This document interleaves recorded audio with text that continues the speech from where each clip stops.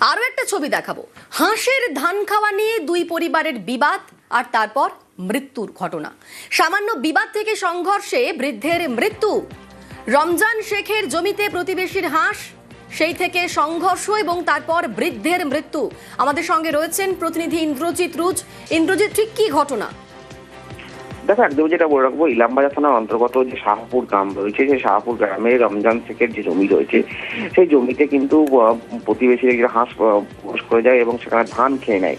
এবং ধান খেয়ে নেওয়ার পরে রমজান সেটা প্রতিবাদ করে এবং প্রতিবাদ করার পর সে কিন্তু যথারীতি বাড়ি ফিরে আসে। এবং বাড়ি ফিরে এসে যেহেতু প্রতিবেশীর হাঁস ছিল, সে প্রতিবেশী আরো বেশ কিছু লোকজনকে জড়ো করে তাকে তার উপর ওর ঝগড়াঝাটি থেকে শুরু হয়, বচসা শুরু হয়। এবং বচসা থেকেই প্রতিবেশী লোকজন কিন্তু হাতাহাতি শুরু করে এবং ওই রমজান শেখকে পেটে লাথি মারে এবং ঘটনাস্থলে কিন্তু সে লুটিয়ে পড়ে যায়। এবং প্রথমত তাকে ইলামবাজার যে প্রাথমিক স্বাস্থ্যকেন্দ্র সেখানে নিয়ে আসা হয়, সেখান থেকে সিয়ান মহকুমা হাসপাতাল আর সেখানে নিয়ে এসে কিন্তু ডাক্তাররা তাকে মৃত বলে ঘোষণা করেছে। ইতিমধ্যেই পরিবারের পক্ষ থেকে, অর্থাৎ রমজান শেখের পরিবারের পক্ষ থেকে ইলামবাজার থানায় লিখিত অভিযোগ জানানো হয়েছে প্রতিবেশীর বিরুদ্ধে এবং পুলিশ পুরো বিষয়টি তদন্ত করছে।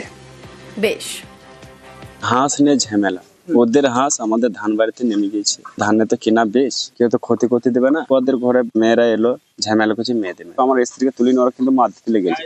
আমার বাবা সেই মোমেন্টে গিয়েছে, কেন মেয়ে ছেলে গায়ে হাত দেবে ছেলেরা হয়। যারা মারলো তার কি নাম ধরে? হাসমত, লালন, হোসেন, আলমগীর, জাহাঙ্গীর। কিসে করে মারলো? লেথিয়ে, কে ড্যাং এনেছে, কে শাবল এনেছে। রাস্তা নিয়ে একটা শত্রুতা ছিল, সেই রাগ মেটাতে কিন্তু ওরা ওই জিনিসটা কিন্তু নিজেদের মধ্যে ওরা লুকিয়ে রেখেছিল যে মার্ডার করবো দিকে। যে মেরেছে তার নাম হচ্ছে হাসমত। আমরা সারা জীবনকে মতন ওর শাস্তি চাই।